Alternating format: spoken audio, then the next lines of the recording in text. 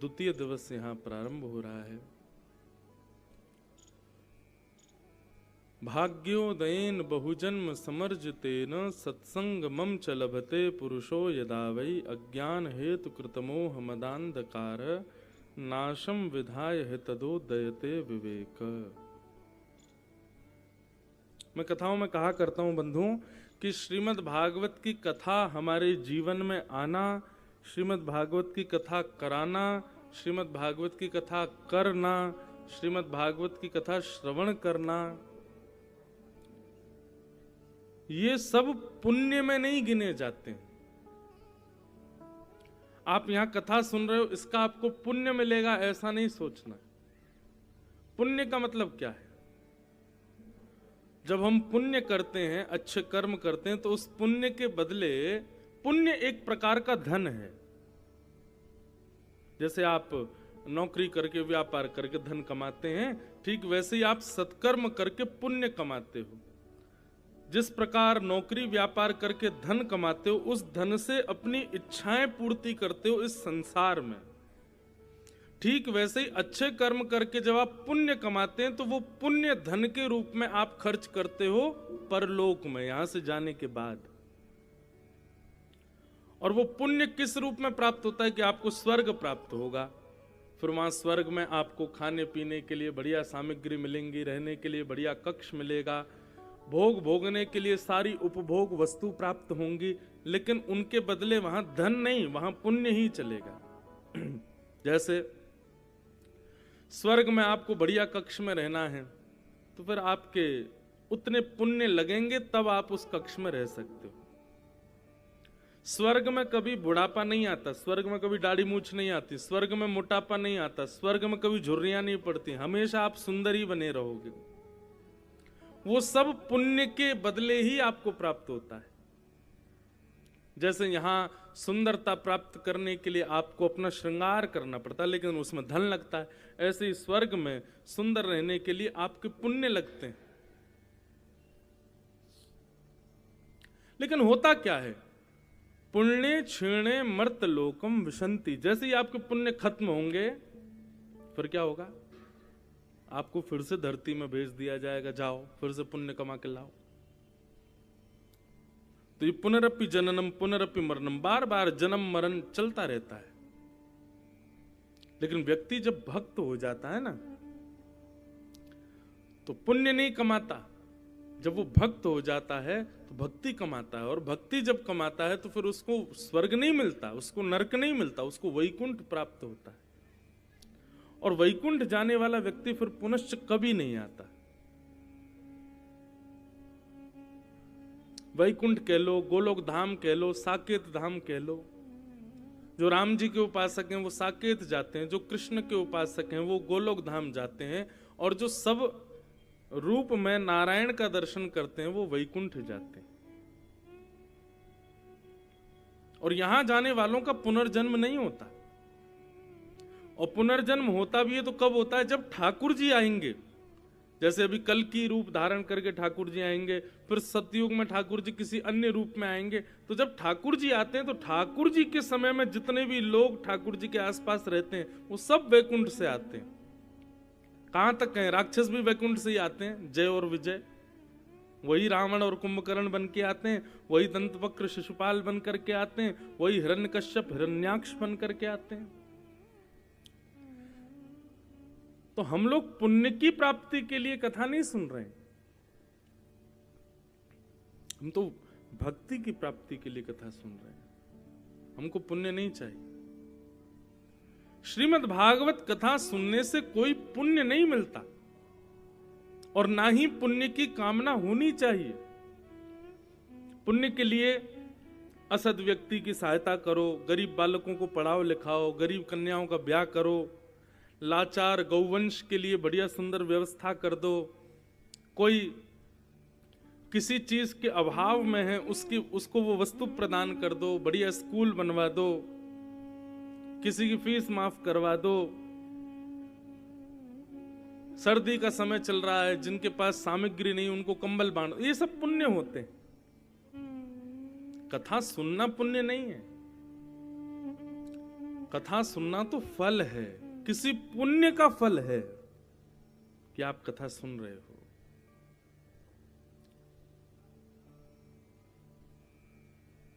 कथा पुण्य नहीं है, और अगर आप इसको पुण्य के रूप में स्वीकार कर रहे हो तो बहुत बड़े लाभ से वंचित हो रहे हो।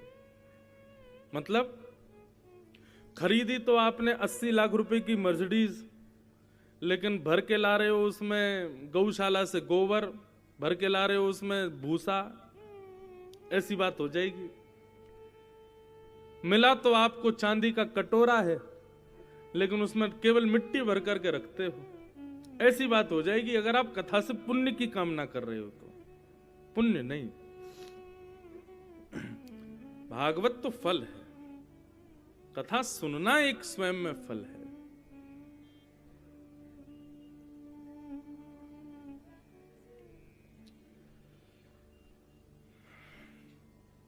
इसलिए कथा से कृष्ण की कामना करो, ठाकुर जी की कामना करो। और एक और बात कहते हैं बंधुओं, अभी हमने द्वारिका में कथा कही ना, तो वहां एक नवीन भाव हृदय में आया। 2024 की कथा का केंद्र बिंदु हमने ये रखा कि अब हम ठाकुर जी से ठाकुर जी को भी नहीं मांगेंगे, हमको भगवान भी नहीं चाहिए। तो हे ठाकुर जी ऐसी कृपा कर दो, हमको खूब सत्संग प्राप्त हो, हमको संतों का संग प्राप्त हो, हमें वैष्णवों की सेवा प्राप्त हो, हमें संतों की सेवा प्राप्त हो। द्वारिका में एक भाव बहुत सुंदर आया, मैं दोबारा कहूं यहां पर, वहां भाव आया,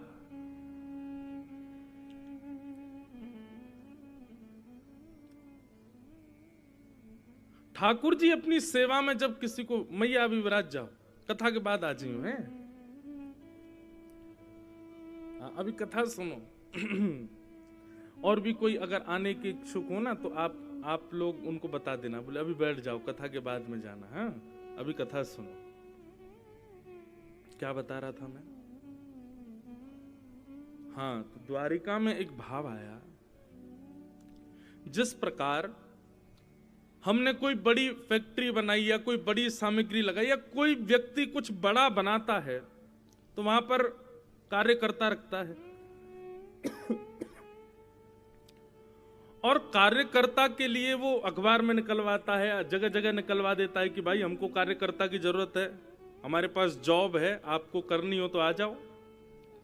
तो व्यक्ति अपने इंटरव्यू देने जाते हैं, इंटरव्यू नहीं भी दें तो आते हैं कि महाराज हमको कोई काम दे दो। तो निश्चित है काम देने वाला व्यक्ति पहले पूछेगा कि आपने कहां कहां काम किया है, पहले ये बताओ। बताएगा महाराज जी मैंने ग्वालियर में वहां काम किया, झांसी में वहां काम किया, उज्जैन में, इंदौर में वहां काम किया। जब हमें पता चल जाता है कि 4-5 जगह ये काम कर चुका है, तब हम उसको नौकरी पर रखते हैं। अच्छा ठीक है, तुम एक्सपीरियंस्ड हो, ठीक है हमारे यहां संभालो। लेकिन कोई व्यक्ति आकर के कहे कि काम धंधा तो हमने कहीं कुछ नहीं किया, हम तो सीधे आपके पास ही आ गए, तो उसको रखने में हिचकिचाहट होती है। बोले कहीं बिगाड़ दिया तो, कहीं इसने सब सर्वनाश कर दिया तो, फिर भी बहुत पीछे पड़ेगा तो हम उसको ऐसा काम देते हैं कि वो बिगड़ भी जाए तो कष्ट इतना ना हो। ये तू एक काम कर, तुम ना बाहर वहां पर वो गैया हैं उनका गोबर ही उठाता रही हो, यही काम कर ले। ठीक वैसे ही बंधुओं, मुझे ऐसा लगता है कि हम सीधे ठाकुर जी के पास जाएंगे, ठाकुर जी से कहें ठाकुर जी हमको अपनी सेवा में रख लो। ठाकुर जी कहेंगे एक्सपीरियंस बताओ अपना, कहां कहां की सेवा करके आए हो, कितने संतों की सेवा करी तुमने, कितने वैष्णवों को भोजन कराया तुमने, कितने संतों की चरण रज माथे से लगाई तुमने। हम कहेंगे ये सब तो गुरु कहीं नहीं किया हमने। ठाकुर जी बोलेंगे तो एक काम कर, तू बाहर द्वार पर खड़ा रहे, वहीं रहे, वहीं तेरी सेवा है, क्योंकि एक्सपीरियंस ही नहीं है तुम्हारा। लेकिन आप अगर ठाकुर जी के पास जाओ, ठाकुर जी से कहो हमको अपनी सेवा में ले लो, ठाकुर जी कहेंगे बताओ कितने वैष्णवों की सेवा की। बोले महाराज जी वृंदावन से वो आते हैं, उनकी हमने खूब सेवा की। अयोध्या के वो महाराज जी आते हैं, उनके खूब चरण धोए हमने। वो एक महाराज जी हैं, उनके साथ हमने खूब नर्मदा यात्रा की है, हमने वहाँ हरिद्वार में कुंभ में जाकर कितने संतों की सेवा की है। जब ठाकुर जी को आपके एक्सपीरियंस पता चलेंगे कि वाह भैया इसने तो खूब संतों की सेवा करी, तो ठाकुर जी कहेंगे अच्छा एक काम करो, आओ तुम हमारे चरणों में बैठ जाओ, चरण की सेवा तुम्हारी है। एक्सपीरियंस अच्छा है तुम्हारा तो तुम कर लोगे। तो भैया पहले एक्सपीरियंस तो ले लो, पहले अनुभव तो ले लीजिए जीवन में, तब तो ठाकुर जी प्राप्त होंगे। अभी हमारी स्थिति क्या होगी, हमको सीधे रघुनाथ जी चाहिए, सीधे हनुमान जी चाहिए। गिरधर जब अपनों करी जाने, अष्टछाप के सखा कहते हैं कि ठाकुर जी आपको कब स्वीकार करेंगे? बोले गिरधर जब अपनों करी जाने, ताको मन भक्तन की सेवा, संत चरण रज सदा लुभाने। गिरधर जब अपनों करी जाने। और एक बात और कह दें, जो संतों को केवल दक्षिणा दे दे करके और उनको रिझाता रहता है कि ये प्रसन्न रहे हमसे, उसको भी ठाकुर जी नहीं मिलते। जिसने संतों की डांट खाई होगी, जिसने संतों की थोड़ी लताड़ खाई हो, संत ने एक आध बार घूसा दे दिया हो, तब समझो। अब ये नहीं कि कल 11 बजे मिलने आओ यो को महाराज जी घूसा दो हमें, तब हम अनुभवी माने जाएंगे, ऐसा नहीं।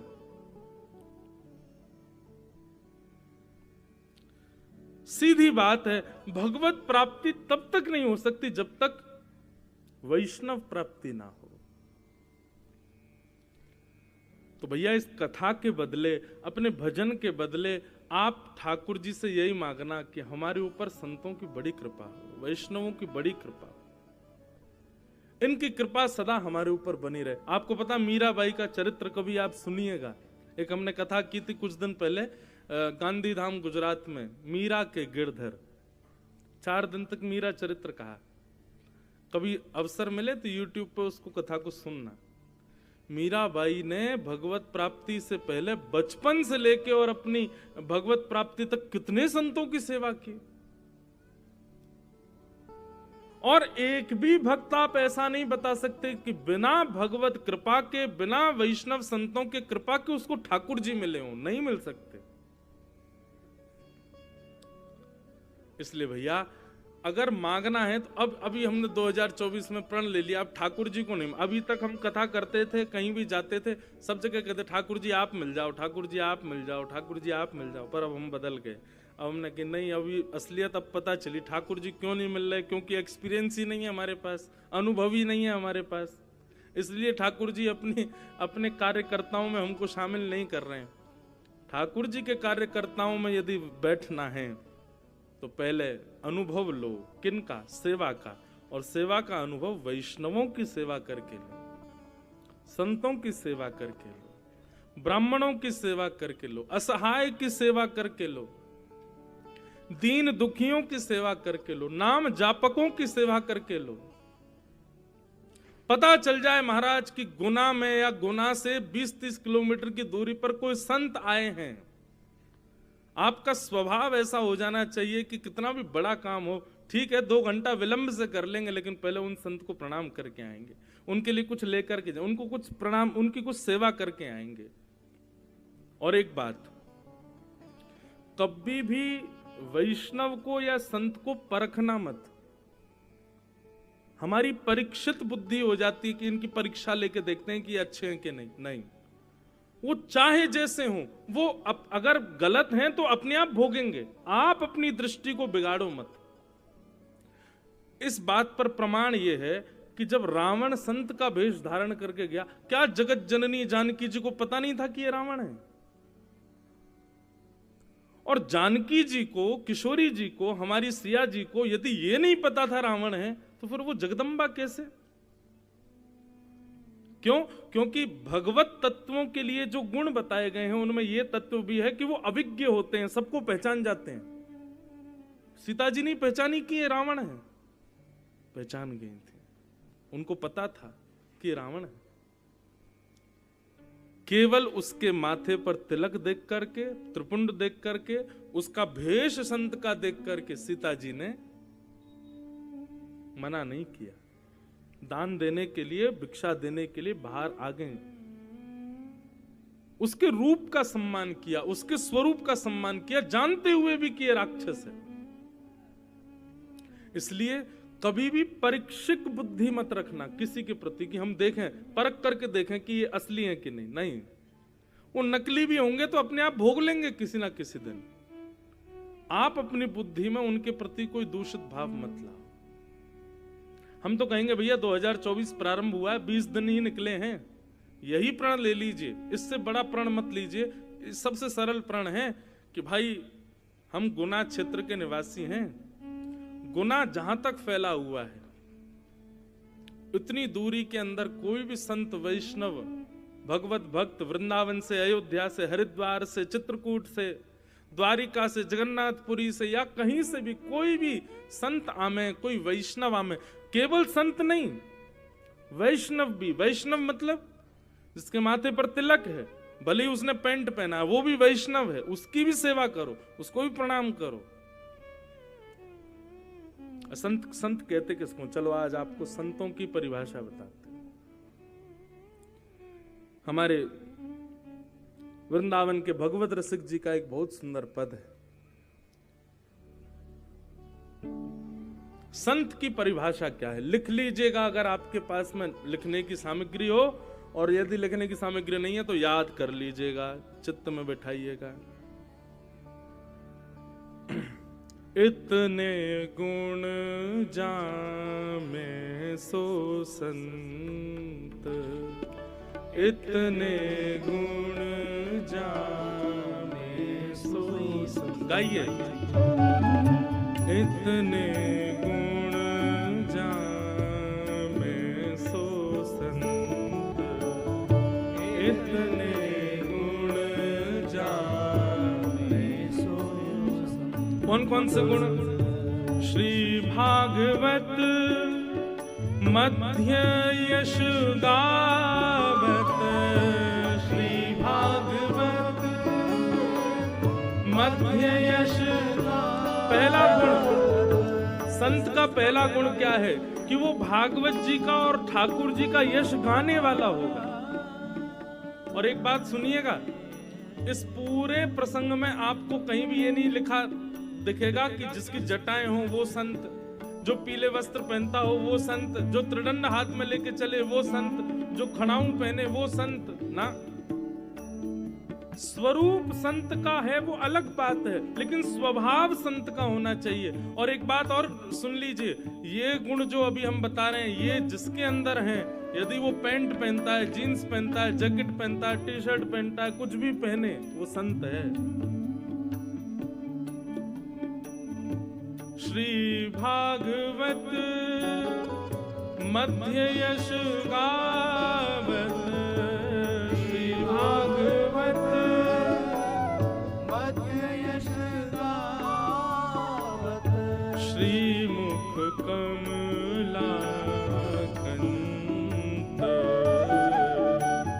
श्री मुख कमलाकंत। ओ इतने गुण जामे सो संत, इतने गुण जामे सो संत। हरि को भजन साधु की सेवा, हरि को भजन साधु की सेवा, हरि को भजन साधु की सेवा, हरि को भजन साधु की सेवा। सर्वभूत परदाया, सर्वभूत परदाया। हरि का भजन करता हो, साधुओं की सेवा करता हो और सभी प्राणी मात्र पर दया करता हो, चाहे इंसान हो, चाहे जानवर हो, चाहे जीव हो, कोई आ जाए, चाहे शत्रु हो, चाहे मित्र हो, सब पर दया करने वाला हो। सर्वभूत परदाया, सर्वभूत परदाया। और हिंसा लोभ दंभ छल त्यागे, हिंसा लोभ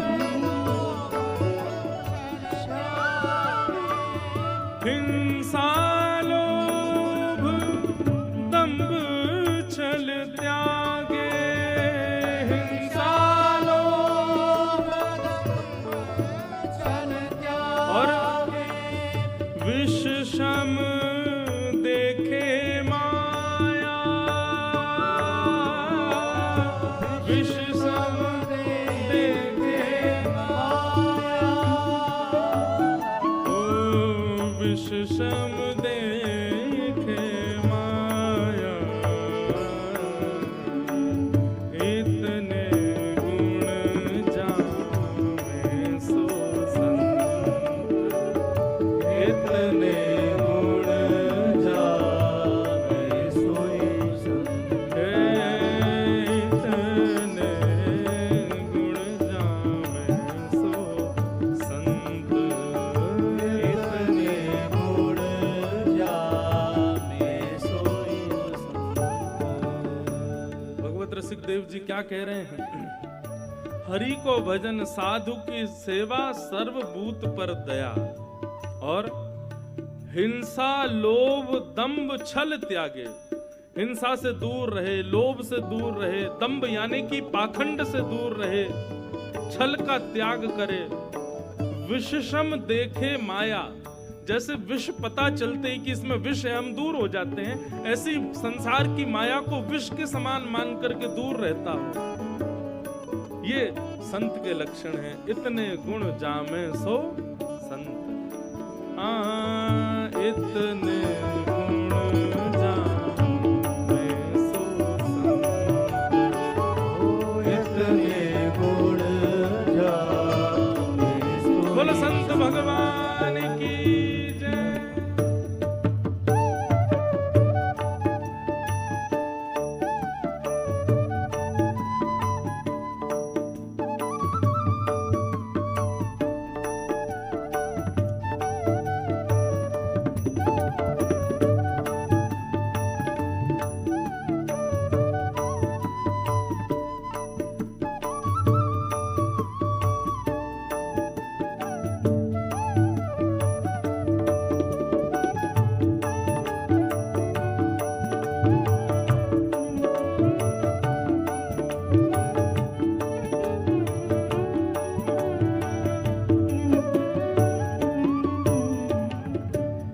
सहनशील आशय उदार अति, सहनशील आशय उदार अति, धीरज सहित विवेकी,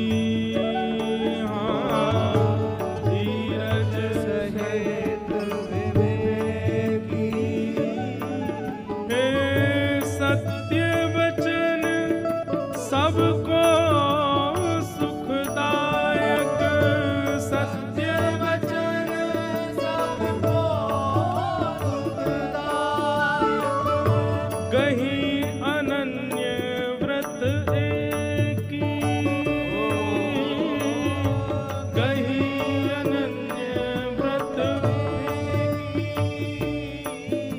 हो इंद्रजीत अभिमान न जाके, इंद्रजीत अभिमान न जाके, करे जगत को पावन,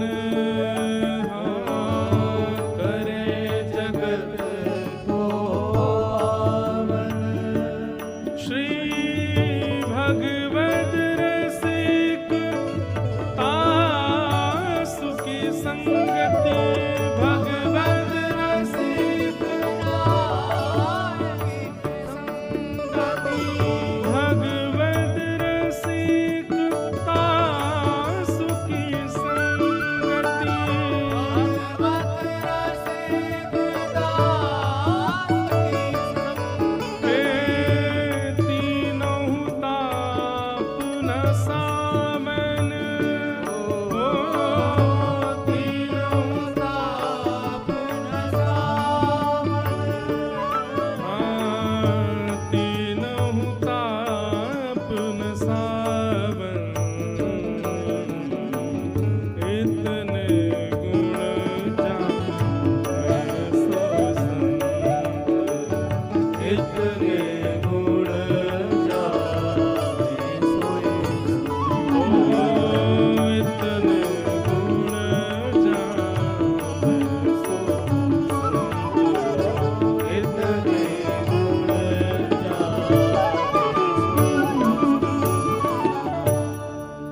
बंधुओं, एक बात कही कि भैया भगवत प्राप्ति से पहले संतों की प्राप्ति करो। संत मिलें, वैष्णव मिलें, साधु मिलें जीवन में तो निश्चित है ठाकुर जी मिलेंगे। लेकिन एक बात और सुनो, यदि हम खुद ही संत हो जाएं तो भैया संत बनने का मतलब ये मत समझ लेना घर बार छोड़ना पड़ेगा, पत्नी छोड़नी पड़े, बच्चे छोड़ने पड़े। ये जरूरी नहीं है। संत का मतलब सब छोड़ना ही होता है। संत का मतलब सब छोड़ना नहीं, संत का मतलब सबसे आसक्ति छोड़ना। सब त्यागने वाला संत नहीं कहलाता, आसक्ति का जो त्याग करे वो संत कहलाता है। सब छोड़ने की तो सब छोड़ देते हैं। आज एकादशी कितने लोगों का व्रत है? हाथ ऊपर करो। झूठ नहीं बोलना, जिसका है वही करो। आज आप सब लोग संत हो, क्यों? आपने अन्न त्याग दिया। आज अन्न नहीं खा रहे, लेकिन अन्न छोड़ दिया। किसने छोड़ा? शरीर ने तो छोड़ दिया। मन ने छोड़ा कि नहीं? मन ने नहीं छोड़ा। क्यों? हमारे एक पंडित जी हैं, यहां पे आए नहीं। एकादशी के दिन हमने ठाकुर जी के चरणों की तुलसी उनको दी तो बोले महाराज जी आज तो एकादशी है। मैंने कि ठाकुर जी के चरणों की तुलसी है भैया, पाल लो। तो बोले नहीं तुलसी महाराज जी एकादशी है। मैंने कहा अच्छा। थोड़ी देर बाहर जाकर के देखा तो वही, और मैंने कि भैया एकादशी में जे, बोले ये तो तांबूल है। मैंने कहा वाह भैया, अपनी इच्छानुसार एकादशी बननी है। बड़े बड़े महापुरुष हैं भैया संसार में। तो अन्न का त्याग तो आपने कर दिया। किससे त्याग किया? अपनी जीभ से आप अन्न नहीं छू रहे हो, लेकिन क्या मन ने त्याग किया अन्न का? नहीं। अगर कोई अभी हमको दिख जाए कोई अन्न खाता हुआ तो निश्चित है हमारा मन करेगा कि भाई अब कल कोई बात नहीं, आज तो एकादशी, कल द्वादशी, कल खा लूंगा। इसको त्याग नहीं कहते। त्याग का मतलब आसक्ति का त्याग, त्याग का मतलब इच्छाओं का त्याग, त्याग का मतलब अपने दूषित भावों का त्याग। वो एक कथा आती है कि दो मित्र एक साथ केदारनाथ जा रहे थे।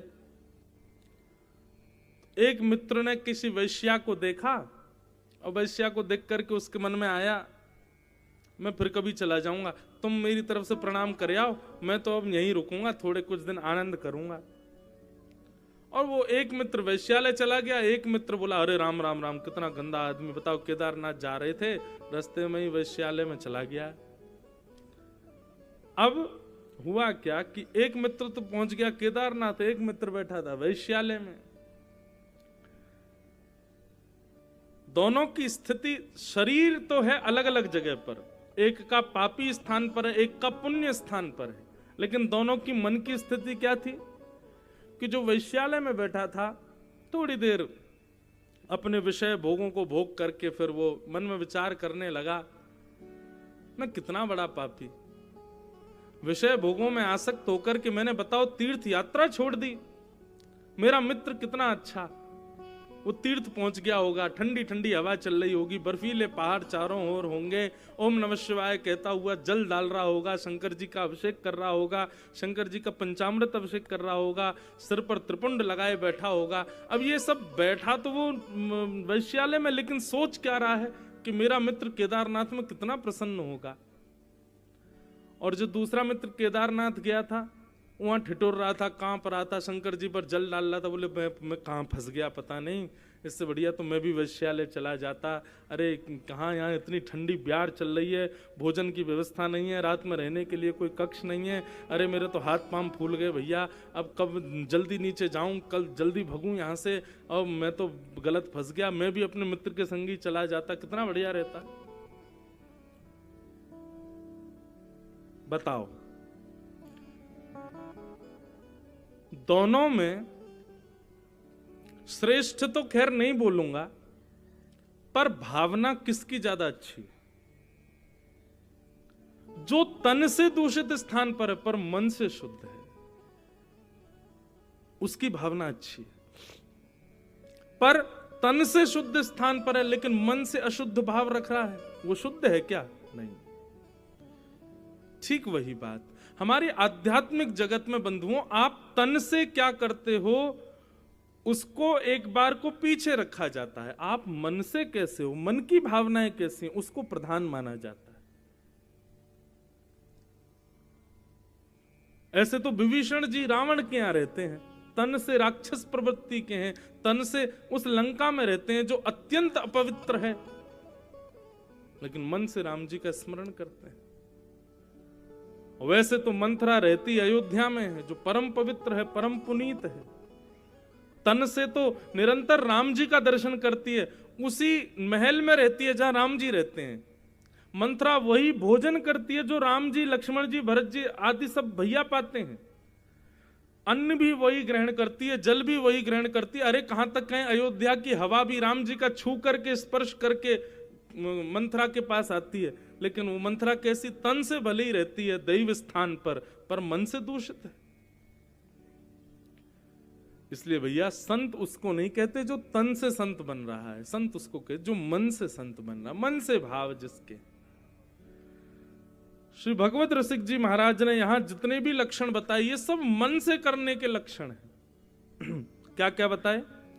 हरि को भजन, साधु की सेवा, सर्वभूत पर दाया। हरि का भजन करे, साधुओं की सेवा करे और सब पर दया करे। और हिंसा, लोभ, दंभ, छल त्यागे, विष सम देखे माया, इतने गुण जामे सो संत। फिर क्या बता रहे हैं? बोले सहनशील, आशय उदार अति। सहनशीलता आज की डेट में बंधुओं, व्यक्ति काम रहित हो जाता है, लोभ रहित हो जाता है, व्यक्ति विषय रहित हो जाता है, लेकिन सहनशील बिल्कुल भी नहीं। आपने कोई सहनशील व्यक्ति देखा?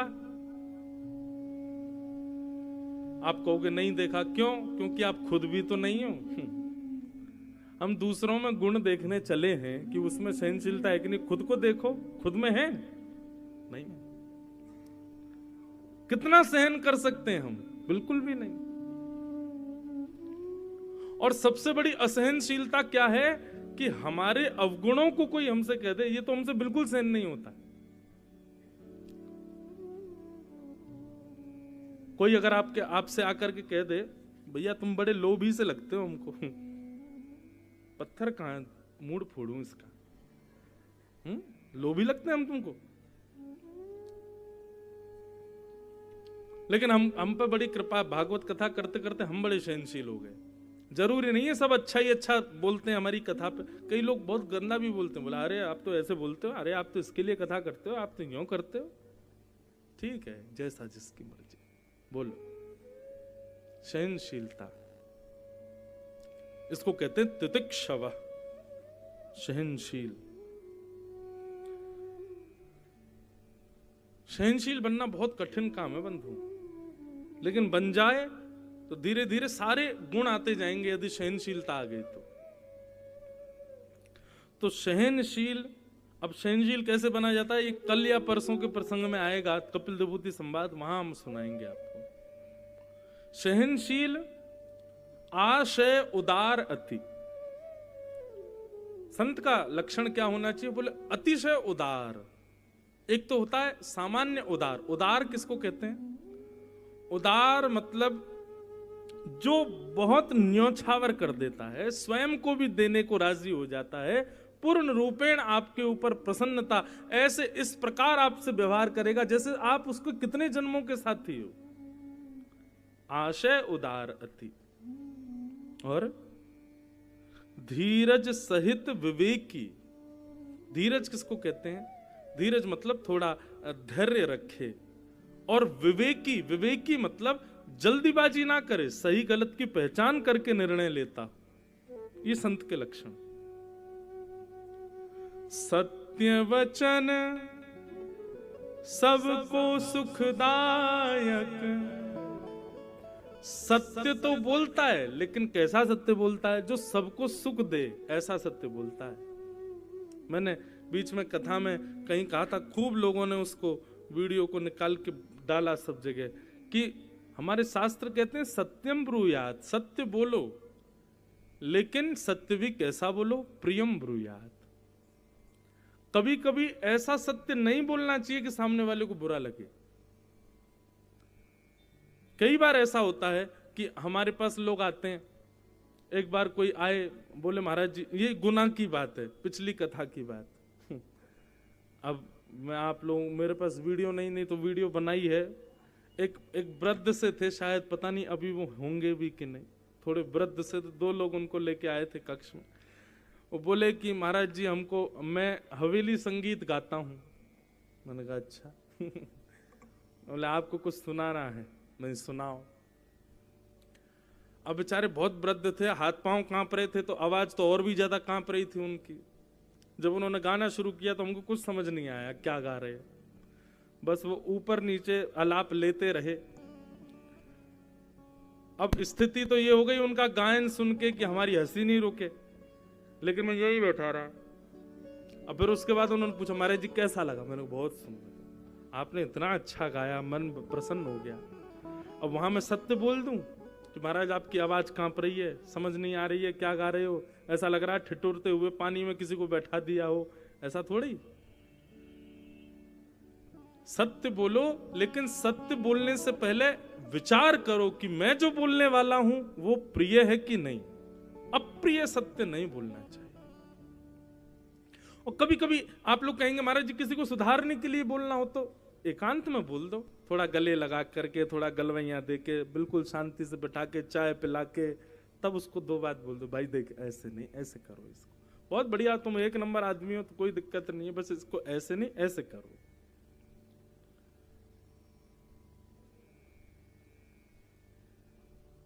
हम जब अपने गुरुदेव से पढ़ते थे ना, अभी भी पढ़ते हैं, तो हमारे गुरुजी कुछ भी विषय पढ़ाने के बाद में मुझसे सुनते थे कि सुनाओ। और जब मैं उनको सुनाता था तो मुझे तो लगता था कि मैं बहुत अच्छा बोल रहा हूं, लेकिन उनको पता था कि ये ठीक नहीं बोल रहे हैं। लेकिन स्पष्ट मेरे से कभी नहीं बोलते थे कि तुमने गलत बोला। और मेरे को बोलते अच्छा चलो माँ से बोलो बढ़िया आज लस्सी बनावे, लस्सी मंगवाते, फिर बढ़िया कुछ और मंगाते सामग्री, और फिर मेरे साथ बिस्तर पर बैठ जाते, गले में गलवैयां डाल करके, फिर कहते देखो इसको ऐसे नहीं ऐसे बोलना चाहिए। ये आप सही बोल रहे हो, आपने कुछ गलत थोड़ी बोला है, आप बिल्कुल ठीक बोल रहे हो, लेकिन आप उसको ऐसे बोलोगे तो सामने वाला ऐसा समझ सकता है। मतलब इतने भाव से समझाते थे कि फिर बोलने में हमको आगे चल करके कभी दिक्कत नहीं हुई। उन्हीं से ये गुण सीखा कि सत्य बोलो, लेकिन प्रिय सत्य बोलो। जो लोग सत्य बोलने पर ऐसी भावना रखते हैं कि हाँ मैं बोल दूं, इसको बुरी तो लगेगी, पता तो चले इसने किया क्या, गलत बात, ऐसा नहीं। प्रिय सत्य बोलो जो सबको प्रिय लगे। तो संत का लक्षण क्या है?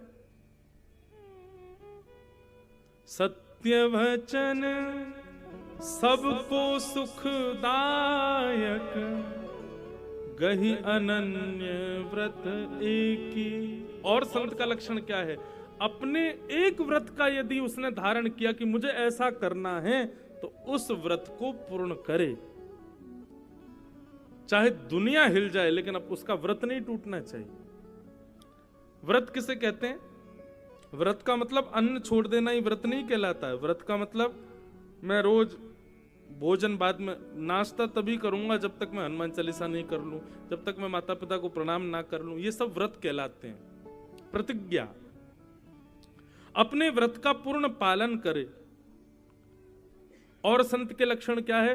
बोले इंद्रिय जीत अभिमान न जाके, अपनी इंद्रियों को जीते, अपनी समस्त इंद्रियों पर अपना वश रखे और हृदय में बिल्कुल भी अभिमान ना करे।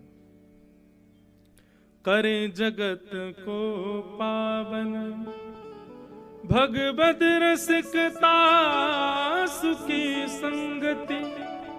ये लक्षण जिसमें है, ऐसे व्यक्ति का संग करने के लिए भगवत रसिक जी महाराज कहते हैं, ऐसे व्यक्ति का जो संग करता है, तीनहु ताप निवारण ऐसे व्यक्ति का संग करने से आपके तीनों प्रकार के ताप यानी कि आदि दैविक, आदि भौतिक, आध्यात्मिक ताप तीनों नष्ट हो जाएंगे।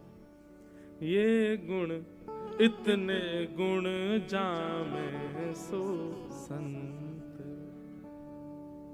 बंधुओं, इसमें से एक गुण भी यदि आपके भीतर आ गया तो निश्चित है, मुझे कभी कभी लगता है हम दूसरे में क्यों देखते हैं, हम दूसरे के अंदर क्यों गुण देख रहे हैं। खुद में लाओ ना, खुद के भीतर लाओ। सबसे पहले अपने आप से प्रारंभ करो, फिर किसी में देखना। तो भैया ये 2024 चल रहा है, हमारा नववर्ष तो वैसे आएगा आगे चल करके, पर फिर भी सद संकल्प लेना है, सद व्रत लेना है, तो यही लो कि इस वर्ष हम हनुमान जी से, महादेव से, वृंदावन बिहारी लाल से, सबसे यही मांगेंगे कि हमको खूब संतों की सेवा प्राप्त हो, खूब वैष्णवों की सेवा प्राप्त हो, ताकि हमारा अनुभव अच्छा हो, तो उस अनुभव से प्रसन्न होकर ठाकुर जी हमको स्वीकार कर लें।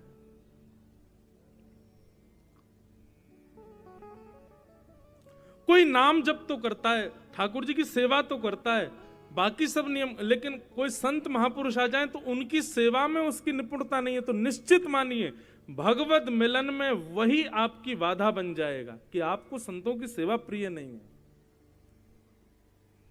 संत वैष्णवों की खूब सेवा करो।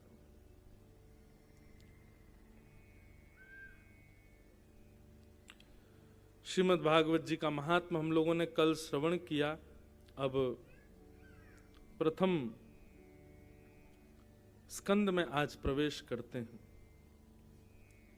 श्रीमद् भागवत जी का प्रथम श्लोक। सच्चिदानंद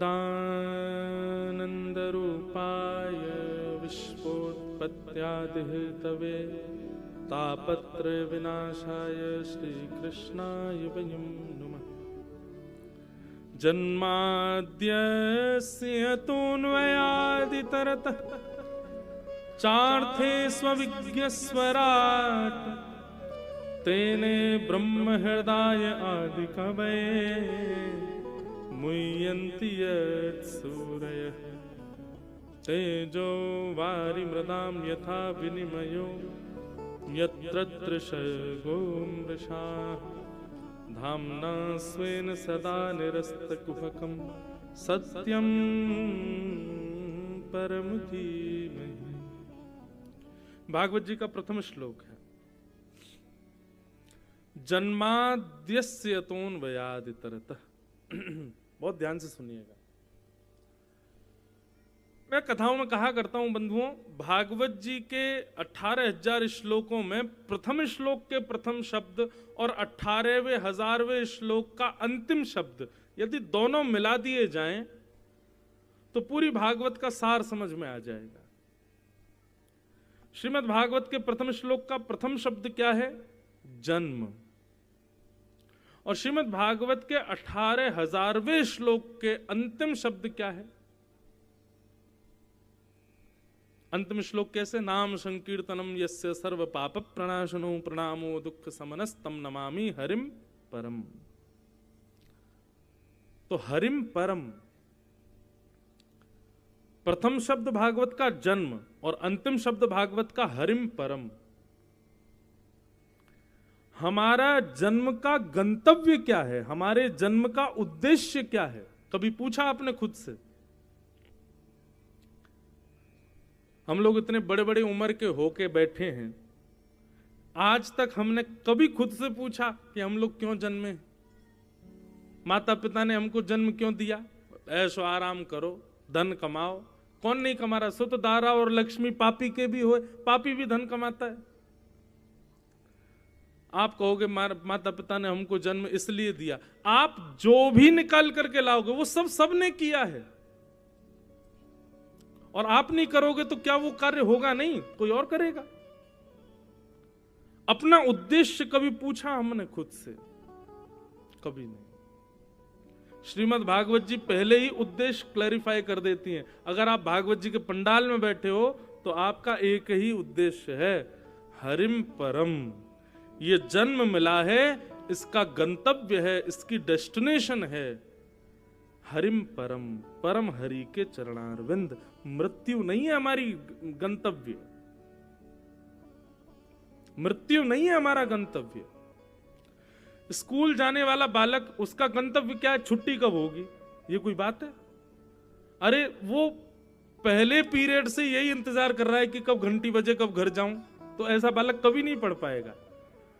बालक स्कूल जाए और उसका गंतव्य क्या होना चाहिए? विद्या अर्जन।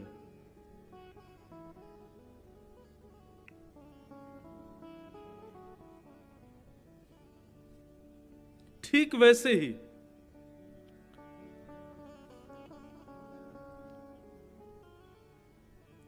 स्कूल की घंटी बज जाए उससे पहले टिफिन पूरा करना है, नहीं तो घर जाके मां मारेगी, टिफिन नहीं खा के आया। हम वही यही कर रहे हैं हम लोग।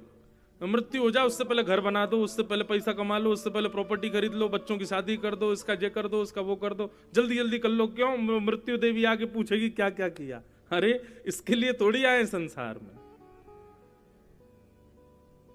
संसार रूपी इस स्कूल में आए हैं तो यहां अर्जन करने आए हैं। किसको अर्जन करने के लिए आए हैं? हरिम परम, परम हरि को अर्जित करने के लिए आए, उनको लेने के लिए आए। ये भागवत का उद्देश्य है। यहां से बाहर के लोगों का क्या उद्देश्य है, उससे हमारा आपका कोई मतलब नहीं। उनका जो हो वो करें, जो चाहें, पर आप कथा में आए हो, इसका मतलब आप भक्त हो, आप वैष्णव हो, आपको ठाकुर जी की कथा से रुचि है, इसका मतलब आप ठाकुर जी के द्वारा चुने गए हो। तो आपका एक ही उद्देश्य है, हरिम परम। मृत्यु हो, स्कूल की घंटी बजे, उससे पहले पहले हमको हरि परमानंद को प्राप्त करना है। हरिम परम, ठाकुर जी की शरणागति लेनी है, हमको भगवत प्राप्ति करनी है। यही भागवत का उद्देश्य है। मैं कहा करता हूं कथा में कि श्रीमद् भागवत का पंडाल ये एक श्रृंगार घर है। श्रृंगार घर, यहां पर आने वाले आप सब लोगों का श्रृंगार किया जा रहा है। और श्रृंगार करता हम बैठे हैं, हमारे साथ गंधर्वजन बैठे हैं, ब्राह्मण देवता, सब श्रृंगार करता है। आप लोगों में से जो एकाग्र होकर के, श्रृंगार में भी तो एकाग्रता चाहिए ना। अब कोई काजल लगा रहा है आंख में और आप यूं यूं हिलते जा रहे हो तो वो फैल जाएगा, विचित्र लगोगे।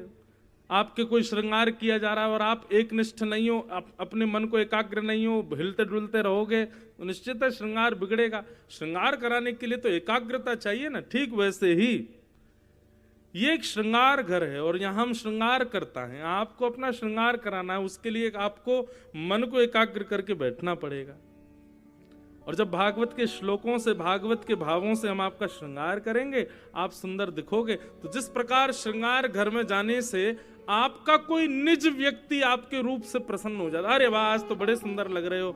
लेकिन इस श्रृंगार घर में यदि आपने अपना श्रृंगार कराया और इस श्रृंगार को करके जब आप यहां से जाओगे तो इस श्रृंगार पर केवल एक ही रीझेंगे और वह श्याम सुंदर, केवल ठाकुर जी। ठाकुर जी रीझ जाएंगे, वाह बड़े सुंदर लग रहे हो, बड़े मधुर लग रहे हो भाई। तो हम श्रृंगार कराने आए हैं। भक्तिमती मीराबाई कहती, जिन भेषा मारो सावरो रीझे, जिन भेषा मेरो गिरधर रीझे। मैं अपना श्रृंगार, एक राजकन्या है मीराबाई,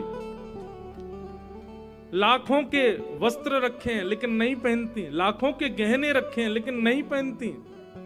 एक भगवा वेश धारण करके, साधारण से वस्त्र पहन के, गले में कंठी माला। मीराबाई का चरित्र जब सुनेंगे उसमें आता है एक वर्णन कि जब मीराबाई का ब्याह हुआ ना राणा जी के साथ, तो मीराबाई पहली बार जब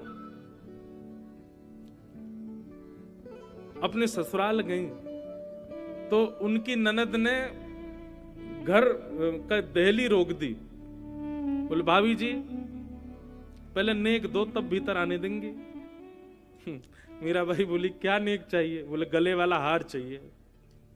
तो मीराबाई ने अपनी झोली में से तुलसी माला निकाल के दी। बोले लो, इससे बढ़िया हार कोई नहीं है, अरी बहन, अरी ननद जी, आप वो दुनिया भर के सोने चांदी हीरे जवाहरातों के हार पहनोगी, एक दिन प्राण निकल जाएंगे, वो कोई और पहन लेगा।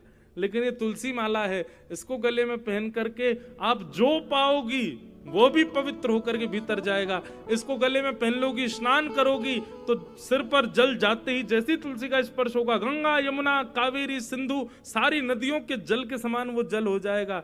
इसको गले में पहन करके रखोगी, कभी प्राण निकल जाएंगे तो जिस प्रकार प्रसाद में तुलसी डाली जाती है तब ठाकुर जी स्वीकार करते हैं। यदि हमारे प्राण निकले और उस समय गले में कंठी माला हुई तो ठाकुर जी हमको स्वीकार कर लेंगे। लो ननद जी इसको पहनो। ननद ने फेंक दिया दूर, बोले क्या तुलसी माला लकड़ी पहना रही हो मुझको। तो बाद में जब उनकी ननद की बुद्धि सुधरी तो सबसे पहले आके बोली, भाभी जी वो कंठी माला पहनाओ गले में। मीराबाई का श्रृंगार, मीराबाई का सब कुछ हमारे आप को रिझाने के लिए नहीं था, केवल ठाकुर जी के रिझे। इसलिए पंक्ति मुझे बहुत प्रिय है। लोग हमसे कहते हैं आप सफेद ही क्यों पहनते हो, आप धोती क्यों पहनते हो, आप तिलक क्यों लगाते हो, आप शिखा क्यों रखते हो। भैया इन वस्त्रों से कोई सामान्य व्यक्ति नहीं रीझेगा। संसारिक व्यक्ति तो इन वस्त्रों को देख के हंसी उड़ाएगा, ये कैसे वस्त्र पहने हैं। लेकिन इन वस्त्रों से श्याम सुंदर रीझ जाते हैं, ठाकुर जी रीझते हैं। जिन भेषा मारो गिरधर रीझे, जिन भेषा मारो गिरधर रीझे, जिन भेषा मारो सावरो रीझे, जिन भेषा मारो सावरो रीझे, जिन भेषा राधा रमण जू रीझे, जिन भेषा राधा रमण जू रीझे, जिन भेषा मारो गिरधर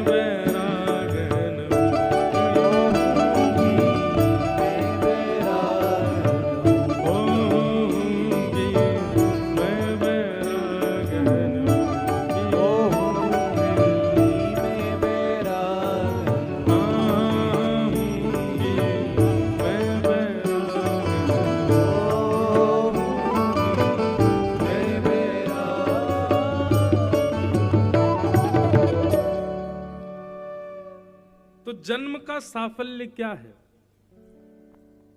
आप बाहर कहीं हो तो आपका कोई और नियम हो चलेगा, पर आप यहां बैठे हो, इस पंडाल में बैठे हो, तो निश्चित है आपका एक ही कर्तव्य है, मृत्यु से पहले पहले भगवत दर्शन।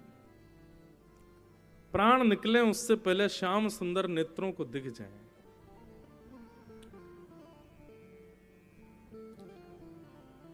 यही हमारा कर्तव्य है, यही हमारा कथा सुनने का साफल्य है।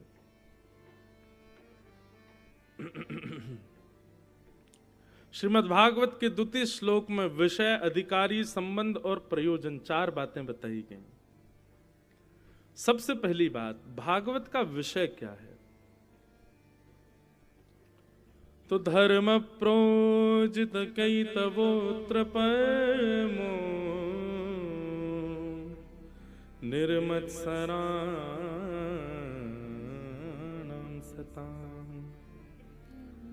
वैद्यं वास्तवमत्र वस्तु शिवदं तापत्रयोन्मूलनम्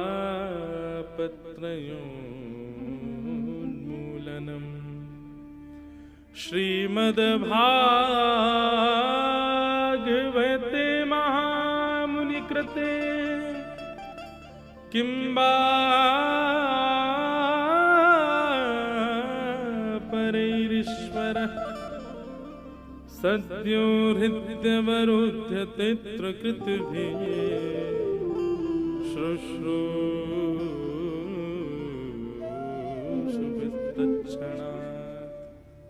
बहुत ध्यान से सुनिएगा। धर्म प्रौजित कई तवोत्र परमो निर्मत्सराणाम सता।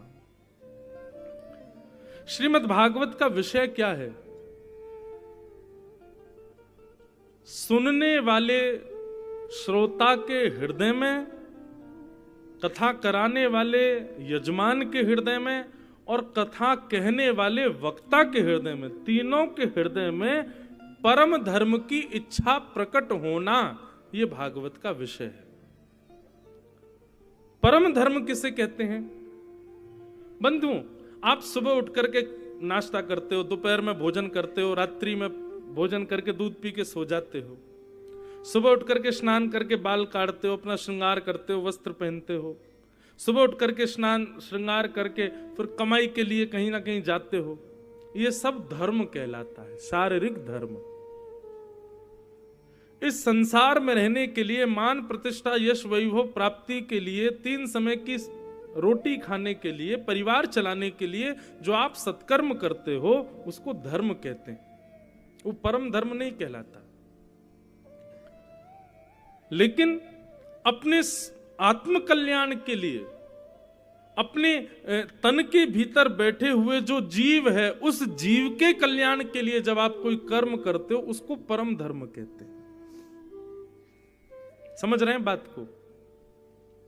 हमारे भीतर एक जीव है जिसको आत्मा भी कहते हैं। उसने हमारा शरीर स्वीकार किया।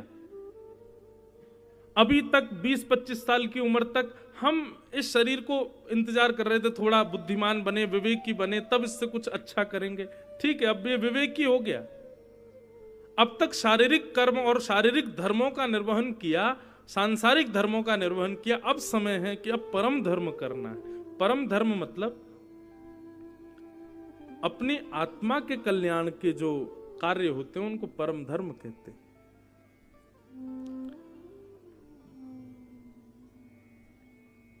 गंगा स्नान करना यह भी एक धर्म है। तीर्थ यात्रा करना यह भी एक धर्म है।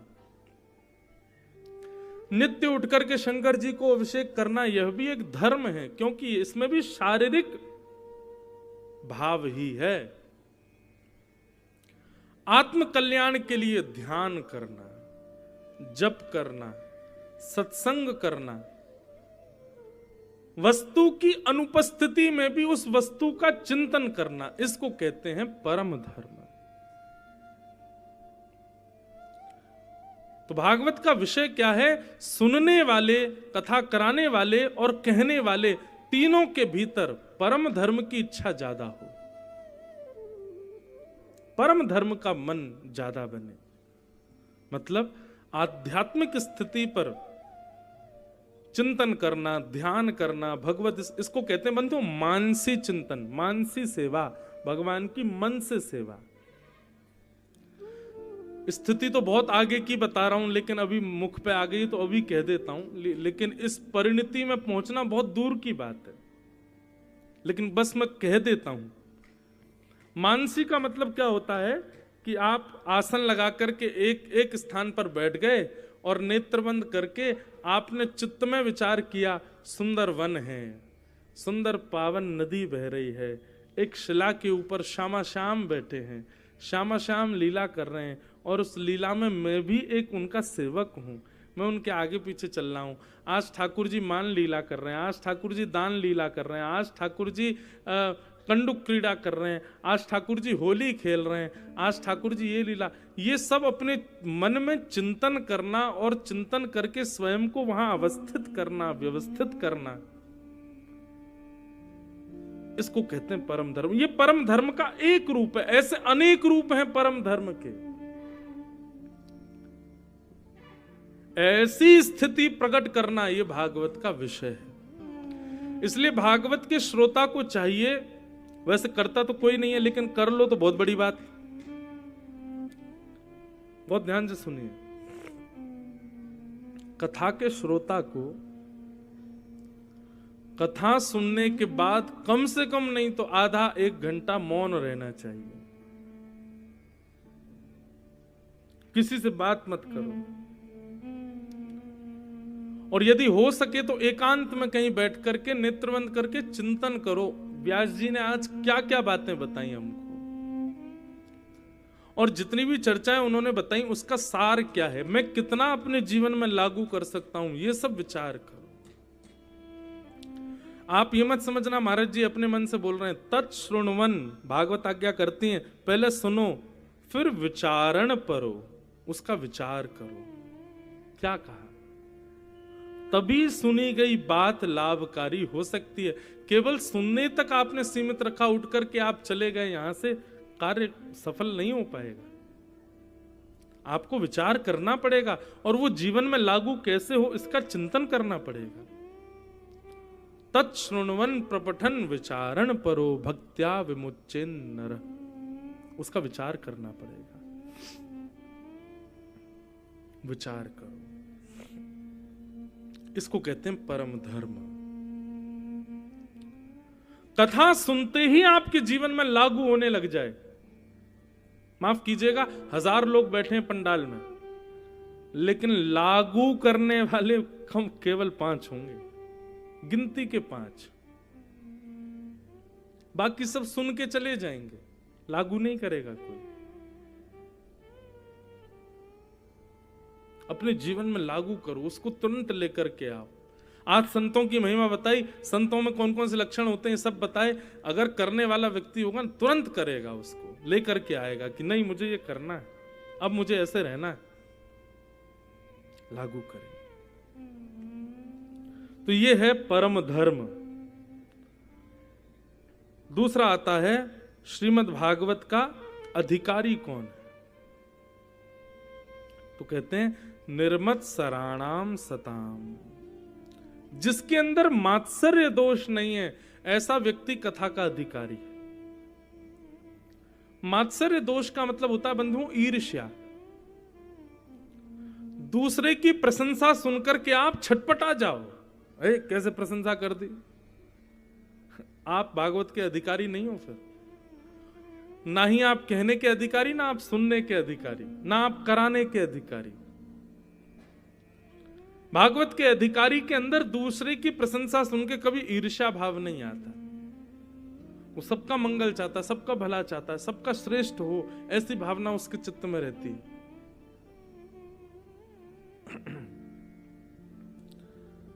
निर्मत सराणाम सताम, जो मात्सर्य दोष से रहित है वो भागवत का अधिकारी। तो विषय अधिकारी। अब तीसरी बात, श्रीमद् भागवत सुनने से हमारा किससे संबंध होता है? भागवत सुनने से व्यास जी से संबंध होता है, भागवत सुनने से वृंदावन से संबंध होता है, भागवत सुनने से यजमानों से संबंध, किससे संबंध होता है? बोलो वैद्यम वास्तव मत्र वस्तु शिवदम। आहा, कितनी अच्छी बात है।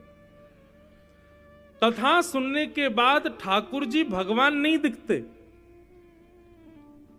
कथा सुनने के बाद ठाकुर जी फिर भगवान जैसे नहीं दिखते। ठाकुर जी कथा सुनने के बाद ठाकुर जी अपने जैसे दिखने लग जाते हैं। ये हमारे हैं, ये अपनत्व का भाव उनके प्रति प्रकट हो जाए। उनके प्रति ये भाव ना रहे कि ये भगवान हैं, ये सब जानते हैं, सब अंतर्यामी। नहीं, कथा सुनने के बाद ऐसा लगने लगे जैसे जैसे मैं हूं, मेरे पुत्र हैं, मेरी पुत्री है, मेरा भाई बंधु, ऐसे ये मेरे कोई संबंधी हैं, इनसे मेरा कोई संबंध है।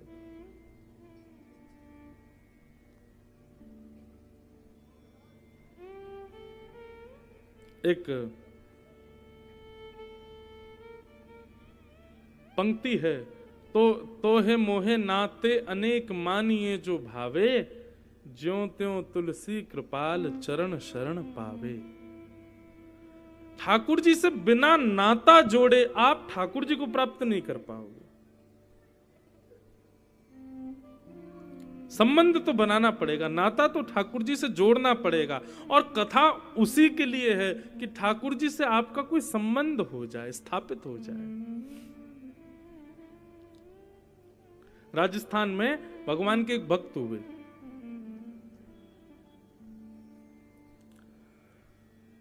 उदयपुर में रहते थे।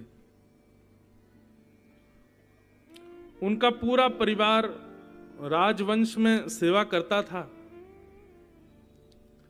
लेकिन वो कुछ नहीं करते थे और इसी वजह से सब उनसे परेशान रहते थे। घर के सब बड़े लोग, छोटे लोग सब उनके पीछे पड़े रहते, तुम भी कुछ कर लिया करो, कुछ पूरे दिन बस खाते रहते हो, पड़े रहते हो, घर में कुछ करते धरते नहीं हो। ऐसा नहीं कि वो जानबूझ के नहीं करते थे, पर उनकी भक्ति में प्रवृत्ति ज्यादा थी, इसलिए बस उनको कुछ करने की इच्छा नहीं होती थी। और इसीलिए उनका ब्याह शादी भी नहीं हुए थे, क्योंकि ब्याह भी भाई उसी का ही होता है जो योग्य होता है, कमाता खाता हो, बढ़िया रहता हो, ब्याह भी उसी का ही होता है। कुछ नहीं करते थे। घर के लोग थोड़े थोड़े ताने देते थे, थोड़े थोड़े कर करके वो इतने हो गए कि अब तो सुबह से शाम तक सब उनको सुनाते, जबकि वो बेचारे दिन में केवल एक बार भोजन करते थे। बहुत ध्यान से सुनिएगा। लेकिन घर वालों के इतने ताने हो गए कि एक दिन उन्होंने कहा कि भैया आप लोगों को मुझसे इतनी परेशानी है, मैं जा रहा हूं घर छोड़ करके। बड़े भाइयों हंसने लगे, बोले कहां जाओगे? बोले जंगल में जाऊंगा, वन में रहूंगा मैं। भाई बोले वहां क्या खाओगे तुम, तो खाने के लिए तो घर में पड़े रहते हो, वहां क्या खाओगे तुम? बोले भैया ये आपकी सोच है कि मैं खाने के लिए पड़ा रहता हूं, ऐसा नहीं, मैं खाने के लिए नहीं जीता, बस जितने दिन जीवित हूं भगवत भजन कर सकूं इसलिए खाता हूं। रही बात वन की, तो वन में भी बहुत सारे वृक्ष हैं, कुछ खा लेंगे, फल फूल खा करके रह लेंगे। भाई बोले 3-4 दिन के लिए भटकेगा, आ जाएगा लौट के, इसको कहो चला जाए, जा जहां तुझे जाना है चला जा। बोल करके गया। बोले लेकिन आप अपेक्षा मत करना कि मैं लौट के आऊंगा। भाइयों ने कहा तुम वन गए, वन में जाकर के तुम रहने लगे, तुम्हारे वहां प्राण निकल गए तो? बोले प्राण निकल गए तो ठीक है, अच्छा कोई जीव जंतु खा जाएगा। बोले भैया प्राण निकलने पर अंतिम संस्कार नहीं हो तो फिर भूत बन जाते हैं व्यक्ति, तुम्हारा अंतिम संस्कार कौन करेगा? तो उस व्यक्ति ने कहा तुम्हारा कौन करेगा भैया? बोले हमारे तो बच्चे हैं जो करेंगे हमारा। उसने भी कह दिया, बोले मैं राघव जी के लिए पूरा जीवन अर्पित कर चुका हूं, तो मेरा अंतिम संस्कार की चिंता भी श्री राम जी करेंगे, व्यवस्था कर देंगे, कोई आप चिंता मत करो, आप प्रसन्न रहो अपने घर में। और ऐसा कहकर के वो भक्त चला गया। ठाकुर जी नित्य उसके भोजन प्रसाद की व्यवस्था तो कुछ ना कुछ करा ही देते थे, रहता था वन में। धीरे धीरे धीरे वृद्धावस्था आ गई और एक दिन उनके प्राण निकल गए। अकेले विहंगम वन में, कोई दूर दूर तक कुछ नहीं है, ना नातेदार रिश्तेदार, किसी को पता नहीं, प्राण निकल गए उनके।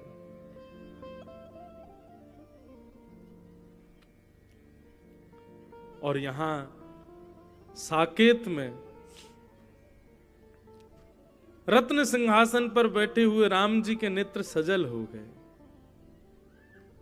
राम जी के मुख पर मलिनता आ गई।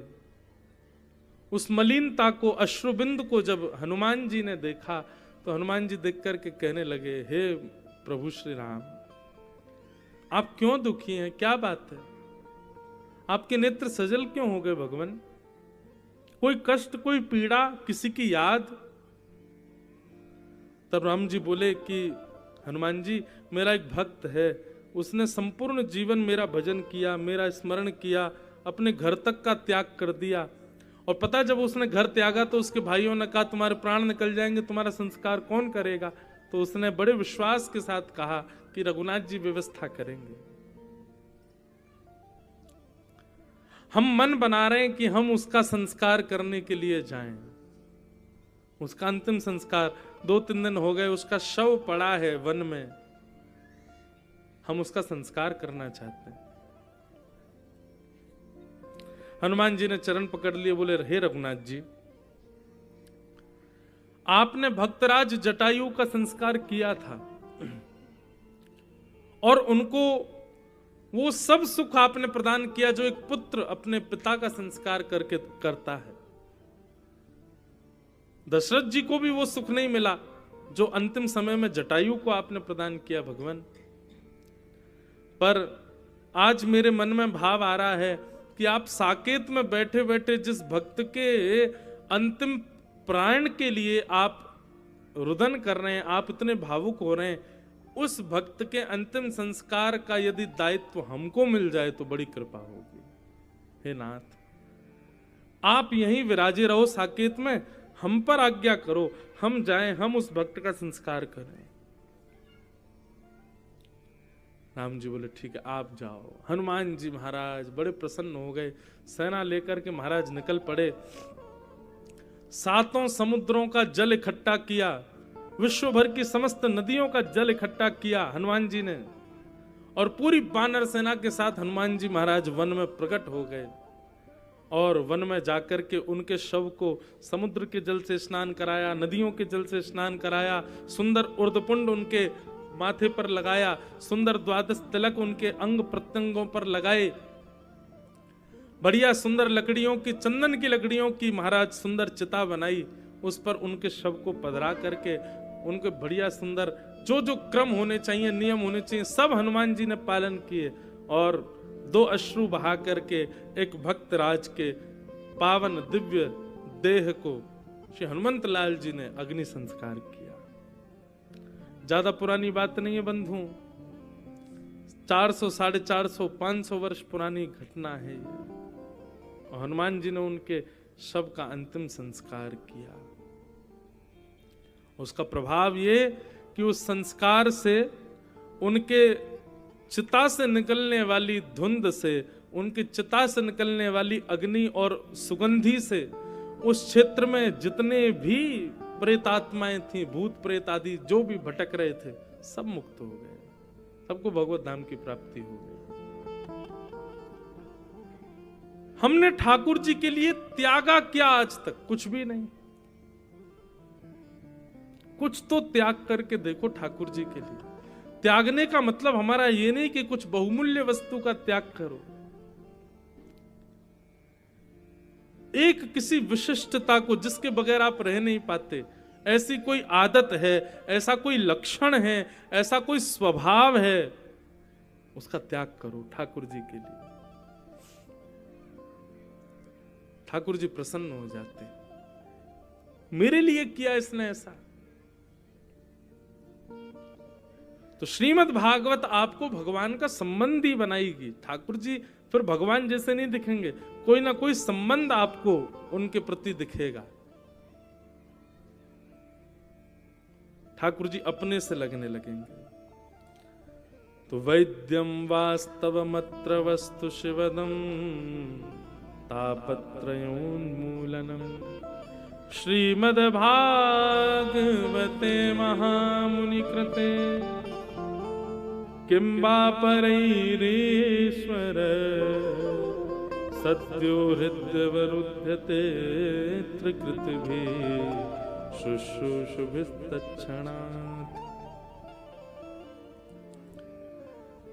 ऐसी सुंदर भागवत की कथा जिसके श्रवण की इच्छा मात्र से हरिश्चित्तम समाचरेत, हरि चित्त में आकर के बैठ जाते हैं, ऐसी भागवत की कथा को हम बारंबार प्रणाम करते हैं। इस प्रकार बंधुओं 3 श्लोकों में यहां पर मंगलाचरण किया।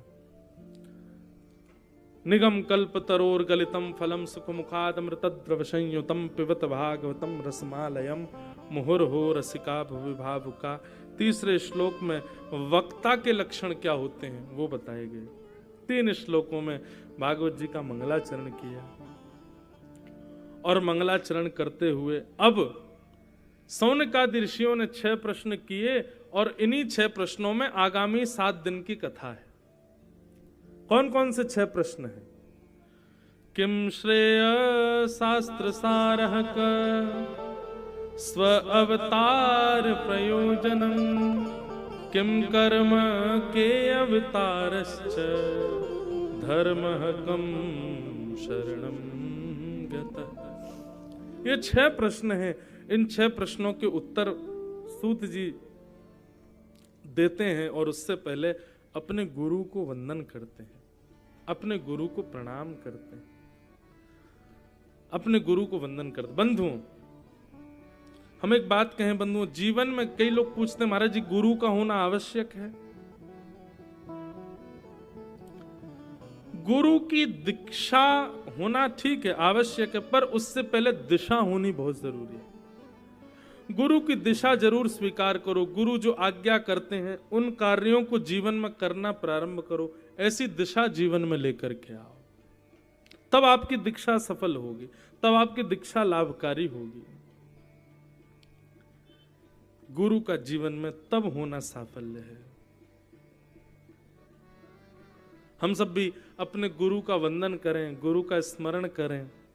और भैया सबसे श्रेष्ठ गुरु यदि जीवन में कोई है तो कृष्णम वंदे जगत गुरुम।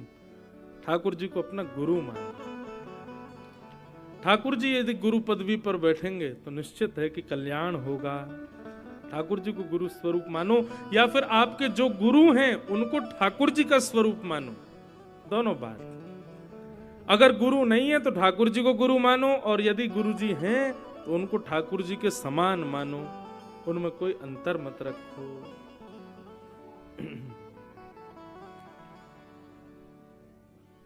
हमारे यहां गाते हैं, गुरु जी पैया लागू श्याम सो मिलाए दीजियो। गुरु जी पैया लागू श्याम सो मिलाए दीजियो। गुरु जी पैया लागू श्याम सो मिलाए दीजियो। गुरु जी पैया लागू श्याम सो मिलाए दीजियो। हे मिलाए दीजियो जी, मिलाए दीजियो। ओ मिलाए दीजियो रे, मिलाए दीजियो। मिलाए दीजियो जी, मिलाए दीजियो। मिलाए दीजियो रे, मिलाए दीजियो। गुरु जी पैया लागू श्याम सो मिलाए दीजियो। गुरु जी पैया लागू श्याम सो मिलाए दीजियो। गुरु कौन है? गुरु वही जो सद्भाव जगावे, गुरु वही जो संशय मिटावे, गुरु वही जो श्याम से मिला दे, गुरु वही जो वृंदावन में बसा दे, वो गुरु है। जिस गुरु के जीवन में आने पर ये सब नहीं हुए तो समझो अभी आपके शिष्यत्व में कमी है। हे मिलाए दीजियो रे, मिलाए दीजियो। मिलाए दीजियो रे, मिलाए दीजियो। मिलाए दीजियो जी, मिलाए दीजियो। ओ मिलाए दीजियो जी, आओ। मिलाए गुरु दीजियो। जी पैया लागू श्याम सो मिलाए दीजियो। गुरु जी पैया लागू श्याम सो मिलाए दीजियो। ओ जिस घर भीतर घोर अंधेरा, इस घर भीतर घोर अंधेरा। जिस घर भीतर घोर अंधेरा, इस घर भीतर घोर अंधेरा। गुरु जी उस घर जोत जलाए दीजिए। गुरु जी उस घर जोत जलाए दीजियो।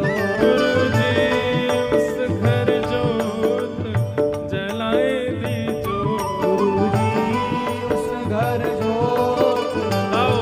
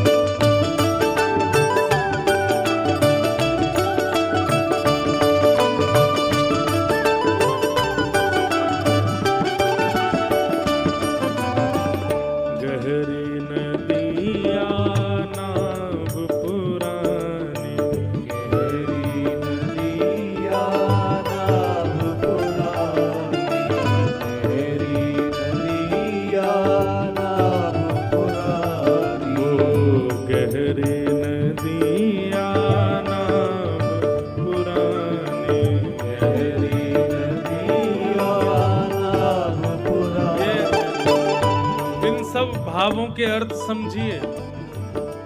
जिस घर भीतर घोर अंधेरा, उस घर जोत जलाए दीजो। मतलब जिस किसी व्यक्ति के अंदर अज्ञान रूपी अंधकार हो, हे गुरुदेव आप अपने ज्ञान से वहां प्रकाश प्रज्वलित कर दीजिएगा। जिस घर भीतर घोर अंधेरा, उस घर जोत जलाए दीजो। अब दूसरा पंक्ति क्या है? गहरी नदियां नाव पुरानी। गहरी नदी क्या है? बोले संसार। संसार बहुत गहरी नदी है, कितने तो डूबे पड़े हैं इसमें। हे भगवान, विश्वास मानिए, जो संसार में रहते हैं और कथा भी सुनते हैं, ये कौन है? ये ट्यूब पे लटके हुए हैं, अभी डूब नहीं रहे। अभी नेकात बची भैया, कसर है थोड़ी सी। हे नाथ, ये कथा रूपी ट्यूब तो मिल गई है, कथा रूपी संत जन रूपी वैष्णव रूपी ट्यूब तो मिल गए, थोड़े बहुत बचे हुए, लेकिन किसी दिन यदि हवा निकल गई तो हम भी डूब जाएंगे।